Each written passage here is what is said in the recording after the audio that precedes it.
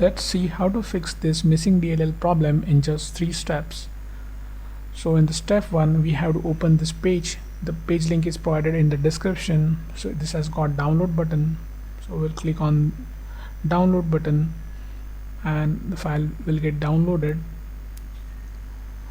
We have to save this file somewhere.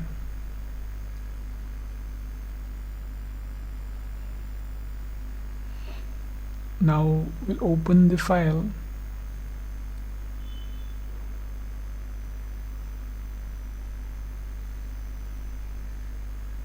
Now we have to copy this file. Right click on it and select copy. Then we'll move to the next step. Now open C drive, then open Windows folder. Now scroll down in the directory. We have to open System32 folder here. Now right click in the blank space and select paste. Click continue to paste it. If you face access denied issue, then you can follow the screen to fix that. In the step 2 we'll register the DLL file we just copied. Now open task manager with an administrator access.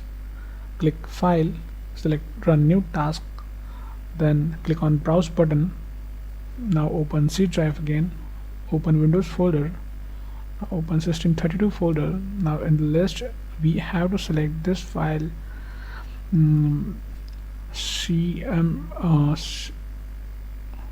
cmd.exe. Click OK, select this checkbox and click OK. Now this will open in administrator mode.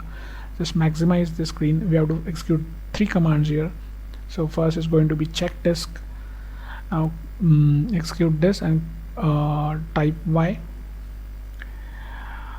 In the next command would be sfc space / scan now. Just execute this, and now while this running in the background, we'll open new command prompt from task manager. Just click this box again and click OK. Now we'll just keep this window side by side. So in this command prompt, just type this command carefully. Now just replace your my missing DLL file with the DLL file which we have just copied. Execute it.